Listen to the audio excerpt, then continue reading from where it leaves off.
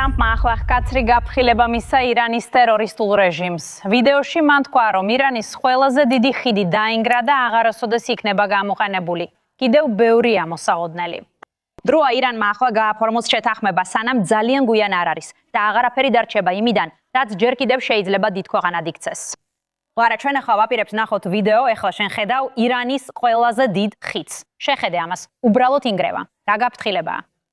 სინამდვილეში ეს არის რაღაც, რაც აქამდე სრულად არასოდეს გვინახავს.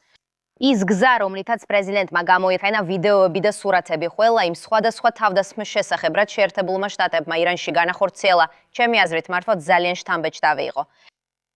მე არ მახსოვს სხვა პრეზიდენტი ასე მოქცეულიყოს, მაგრამ როცა ამას ხედავ ხვდები. შეერთებული შტატების შეერაღებული ძალების ძალა, მოლაპარაკებების მაგიდასთან არ დაჯდომის შედეგები და ქვეყნის სრული განადგურება, რომელიც გაგრძელდება. გონია მართლაც შთამბეჭდავია იმის ყურება თუ როგორ აგრძელებს პრეზიდენტი გაფრთხილებების გაგზავნას და მსგავსი ვიდეოების გამოქვეყნებას. ფიქრობ ეს საკმაოდ ოსტატურია. თქვა ჰარისმა. მე აქ ბომბავებ ქვის ხანაში. თუ არ მოხალ მოლაპარაკებაზე და არ დაასრულებ აი ეს კი. იცით რაღაცა მიიპყრო ჩემი ყურადღება და მნიშვნელოვანია ამის სოდნა, რადგან დღესაც კი ისრაელის თავდაცვის ძალებმა დაარტყეს ფინანსურ ცენტრს, საიდანაც ირანი დიდწილად აფინანსებს თავის არმიას. ძალიან მნიშვნელოვანია ამის სოდნა. ეს 2 საათის წინ მოხდა ირანის პრეზიდენტმა მასუდ პესეშკიანმა ამ კვირაში წერილი გაგზავნა და ეს ძალიან საინტერესო მეჩვენა. ის ამბობს, რომ უნდა ხალხმა ისინი სხვანაირად დაინახონ. მიუხედავად ისტორიული და გეოგრაფიული უპირატესობებისა, სხვადასხვა პერიოდში ირანს არასდროს თავის თანამედროვე ისტორიაში არ აუჩევია აგრესიის, გაფართოების, კოლონიზაციის ან დომინირების გზა. ის აგრძელებს საუბარს და ამბობს, რომ მიუხედავად იმისა, რომ ბევრ მეზობელზე სამხედრო უპირატესობა ჰქონდა, ირანს ომი არასდროს დაუწყია. მათ დუბაიზე მიიტანეს იერიში, მათ ყველა ეს დაარტყეს, ომი დაიწყეს. მიუხედავად დაძაბულობის შეერთებულ შტატებს ისრაელსა და ირანს შორის, ირანელებმა გადაწყვიტეს მეზობლების წინააღმდეგ შეტევა. ირანს აქვს არჩევანი, გადასცეს ურანი, შეწყვიტოს ბალისტიკური რაკეტების პროგრამა და გააკონტროლოს თავისი წარმომადგენლები. მათ უკვე რამდენჯერმე უარი თქვეს ამ ყველაფერზე, რადგან ბირთვული იარაღით არიან შეპყრობილი. და როგორც ამ რეჟიმისგან ვისწავლეთ, როცა ამბობენ სიკვდილი ამერიკას, ისინი ამას სერიოზულად ამბობენ. ისინი იღებენ ზომებს და მოქმედებენ, ამიტომაც მიუღებელია მათთვის ბირთვული იარაღის ფლობა და ანტისარაკეტო ფარი, როგორც ქოლგა, რომელიც ბირთვულ პროგრამას იცავს. ისრაელელები ჩვენთან ერთად გამორჩეულად მუშაობენ.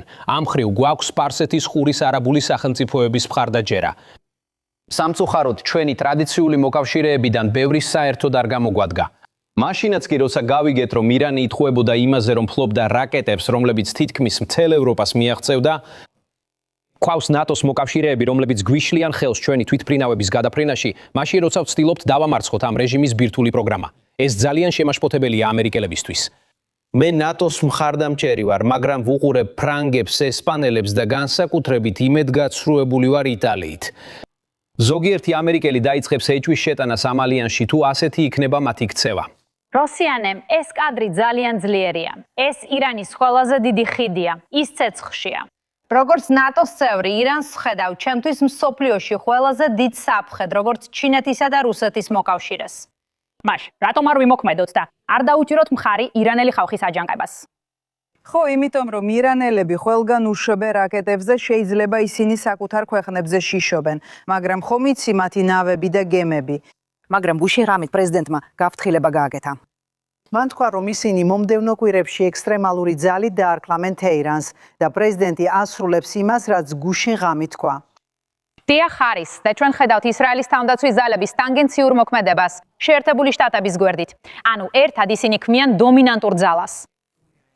და შემდეგ ეს ორი ლომივით ღრიალებს. ისრაელისა და შეერთებული შტატების შემთხვევაში მათ შორის არ არსებობს უთანხმოება იმასთან დაკავშირებით, თუ როგორი უნდა იყოს რეგიონი, როცა ორივე უკან დაიხევს. ეს ნიშნავს, რომ ვერც ერთი მათგანი ვერ მიიღებს ბირთვულ იარაღს. ეს არის გადამწყვეტი ფაქტორი, არანაირი უთანხმოება არ არსებობს. ისრაელი, თუმცა, ექვემდებარება არსებობისთვის ბრძოლას, რომელიც ცოტათი განსხვავდება შეერთებული შტატებისგან სწორედ მისი სიკვდილმიჟილი მტრის სიახლოვის გამო. და როცა ხედავთ იმ რაკეტებსა და დრონებს შეტაკებაში ჯგუფურად, თელავივში მცხოვრები ადამიანები, როგორც ჯონათან ჰიუმმა სწორად აღნიშნა, დიდ დროს ატარებენ ბომბსაფრებში. ისინი ბევრ თავისუფლებაზე ამბობენ უარს და ზოგიერთ ასეთ სიტუაციაში ზიანდებიან კიდეც, მაგრამ ესმით, რომ ეს ყველაფერი აუცილებელია. ლოცულობ მათთვის. ახლა ებრაული პასექია, პასექი. მტერს სულ ვართ ჩვენი რწმენების გამო. ეს სრულიად თვალსაჩინოა, მაგრამ ჩვენ ძლიერად ვურთვამთ მათ, ზუსტად ისე როგორც ტრამპმა თქვა. ვარა დამაინტერესა შენმა კომენტარმა პრეზიდენტ ტრამპის ვიდეოების გამოყენებაზე. შენ იცნობ მას და ეს არის გარიგების ხელოვნება. ის მოლაპარაკეა, რასაც აკეთებს და ავრცელებს. ხოლოთვის აგზავნის მკაფიო გზავნილს ტერორის რეჟიმისთვის. კარგი, შეგიძლია ილაპარაკო რაღაცაზე, მაგრამ როცა საკუთარ თვალით ხედავ, ეს სხვანაირად მოქმედებს, ამიტომაც ვფიქრობ, რომ ეს მნიშვნელოვანია. ეს მნიშვნელოვანია ირანისთვის, ეს ასევე მნიშვნელოვანია ჩვენი სხვა მოწინააღმდეგეებისთვის მთელ მსოფლიოში, იმიტომ რომ გსურთ ისაუბროთ იმაზე, რა შეუძლია ამერიკის შეერთებულ შტატებს. შეხედეთ ამ ვიდეოს. ნახეთ, ყველა ვიდეო, რაც მას გამოუქვეყნებია. ბომბების ჩამოვარდნის, აფეთქებების იმაზე თუ როგორ უმიზნებ რაღაცას, რაც ფაქტობრივად ფჩხილის ზომისაა, ჩვენი ამერიკის შეერთებული შტატების არმია. ეს მართლაც შთამბეჭდავია, ამას ბევრად მეტი მნიშვნელობა აქვს, როცა ასე უყურებ.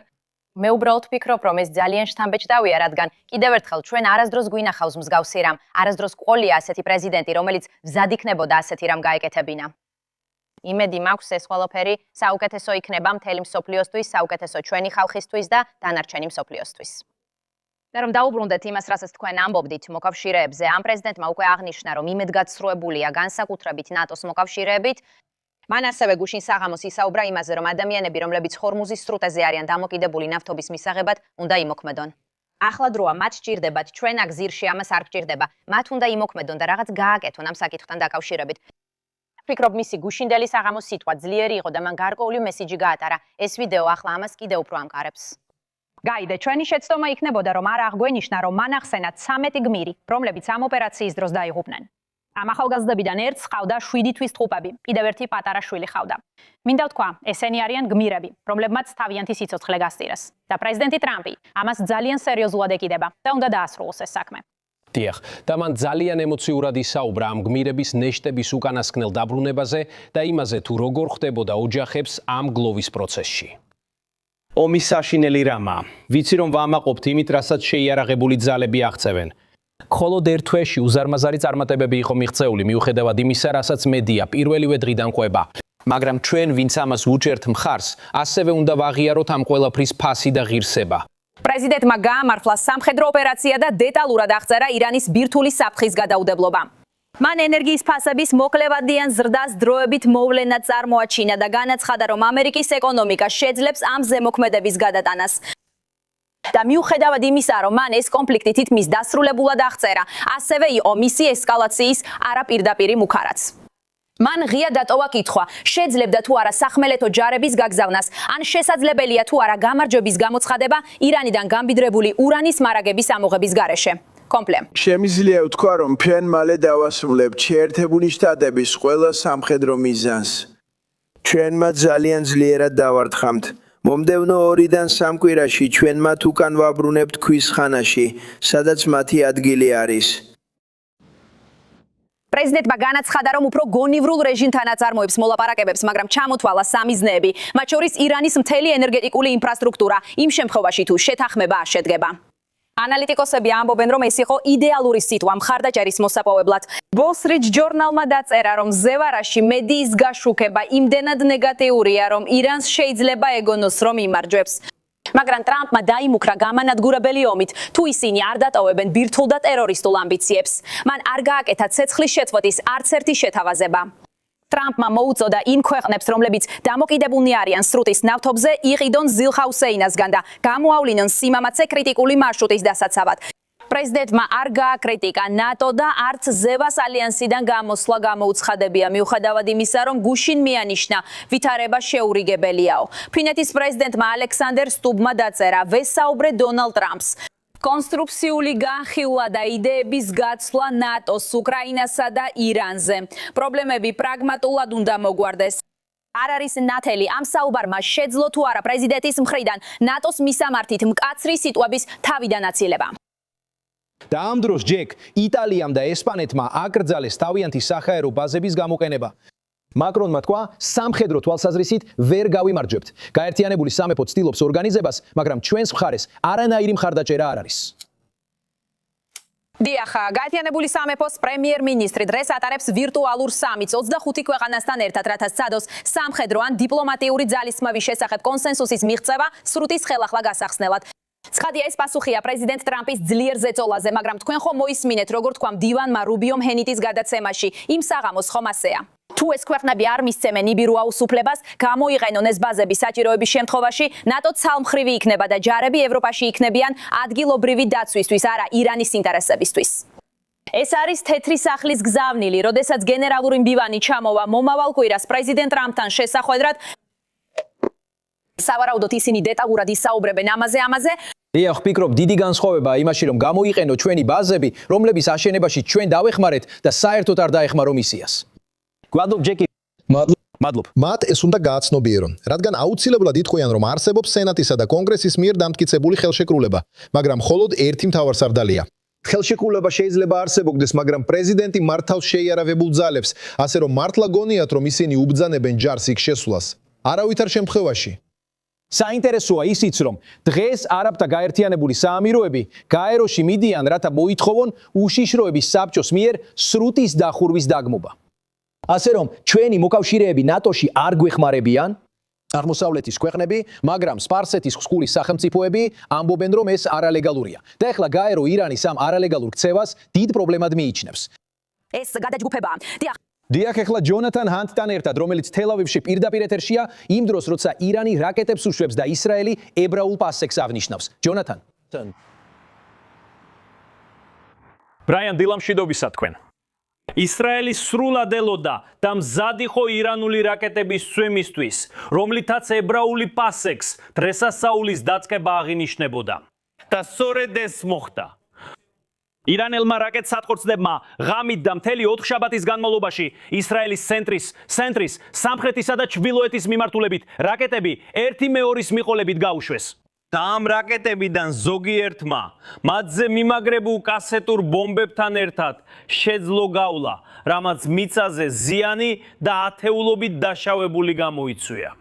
ამასობაში აშშ-სა და ისრაელის მიერ ირანის დაბომბვა გრძელდება ცეცხლიანთია ისპაჰანის მახლობლად ირანში. ეს არის ირანის ერთ-ერთი მთავარი ბირთვული რეაქტორის მდებარეობა, მაგრამ მიუხედავად იმ დაბომბვისა, რასაც ისინი აწყდებიან, ირანის ხელისუფლება სულ უფრო მეტად გამოწვევით იქცევა. არ არის საუბარი ცეცხლის შეწყვეტაზე, როგორც პრეზიდენტმა ტრამპმა თქვა, თითქოს ირანი ამას ცდილობდა. ამის ნაცვლად ირანის ხელისუფლება აცხადებს, რომ მზად არიან გააგრძელონ ეს ომი იმდენ ხანს, რამდენიც საჭირო იქნება. მოусმინეთ აქ.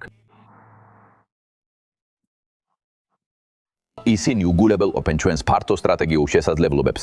ნუ იფიქრებ, რომ გაანადგურეს ჩვენი სტრატეგიული რაკეტების ცენტრები, შორი მანძილის და მაღალი სიზუსის დრონები, თანამედროვე საჰაერო თავდაცვა, ელექტრონული ომის სისტემები და სპეციალური აქტორვილობა. ასეთი ვარაუდების გამო თქვენ მხოლოდ კიდევ უფრო გაზრდით იმ ჯაობის სიღრმეს, რომელშიც თავი ამოყავით. მაგალითად, აშშ-ში საელჩომ ბაღდადში ყველა ამერიკელ მოქალაქეს უთხრა, რომ დაუყოვნებლი უნდა დაეტოვებინათ ერაყი. მათ ეს უკვე ადრე უთხრეს. მადლობა, რადგან ერაყში ირანუში ირანული მილიციები მოქმედებენ. ერთი სარგებერი დასუსტებული ირანისა იქნება ის, რომ ერაყელებს ექნებათ საკუთარი ქვეყნის კონტროლი, რადგან მათ მთელ ჩრდილოეთ ნაწილს მოედნე. პრეზიდენტმა ტრამპმა გუშინ რაღაც მნიშვნელოვანი თქვა. რაღაც, რაც შეიძლება შეუმჩნეველი დარჩა, მაგრამ ჩემთვის მნიშვნელოვანია. ეს მაშინ იყო, როცა მან თქვა, მათ შეცდომები დაუშვეს და მე ვასწორებ. ვფიქრობ, ის თავის წინამორბედებს გულისხმობდა. საბოლოოდ ჩვენ თანხმდებით, რომ ირანს ბირთვული იარაღი არ უნდა კონდეს. რა გააკეთეს წინამორბედებმა და რა საუქმევს ობამა. მან განაცხადა, თუ ირანი შეასრულებს ბირთვულ შეთანხმებას, მიიღებს 56 მილიარდ დოლარს. აბა როგორ იმუშავა ამან? და ის 400 მილიონი ნაღდი ფული, რომელიც დამატებით გაუგზავნეს. ეს არ გამოვიდა.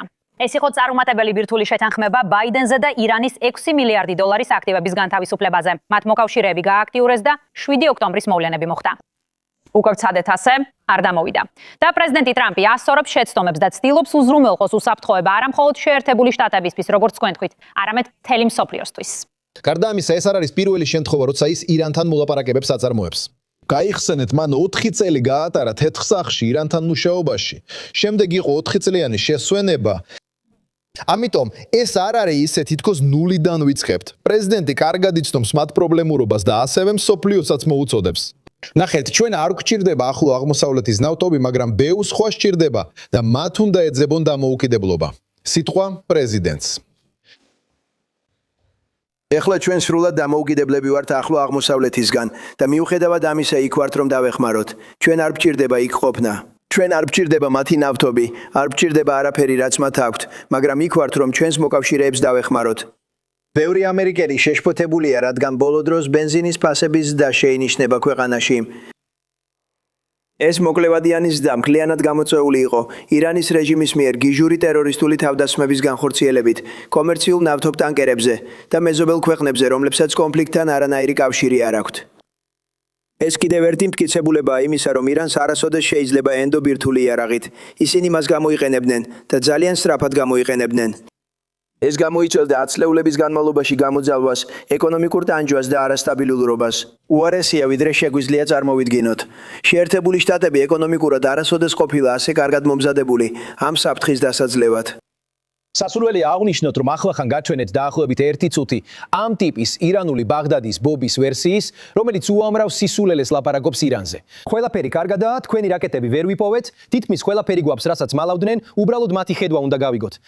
ამ კაცმა 250 მეთაური დაკარგა. როგორც პოლიტიკური, ასევე სამხედრო, მხოლოდ 2026 წელს არჩავთვით ათეულობით მათგანს, რომლებიც ისრაელელებმა თავიანთ საწოლებში მოკლეს და სხვებს, ვინც ხალხ შეხვედრაზე მიიზიდეს და შემდეგ ისრაელელებმა ააფეთქეს. თუ ვინმეს ესმის, რა ხდება იქ შიგნით, ეს ის ისრაელია. და ახლახან გავიგეთ ერთ-ერთი მინისტრისა და მისი ოჯახის მკვლელობის შესახებ. ისინი რასაც უნდა იმას იტყვიან, მაგრამ პარლამენტის თავმჯდომარე და მინისტრი ჯერ კიდევ ცოცხლები არიან. იმიტომ რომ პაკისტანელებმა გთხოვეს, რომ ისრაელელებისთვის გვეკითხა, არ მოეკლათ ისინი, რადგან უკვე ჰქონდა კოორდინატები. აიათოლა პირველივე დღეს ერთ დღეში გავიდოდა. ვინ თქვა ცნობილი ფრაზა სიკვდილი ამერიკას, ეს არ არის სლოგანი, ეს პოლიტიკაა. დარწმუნებით, დიახ, ეს ნამდვილად იყო პოლიტიკა.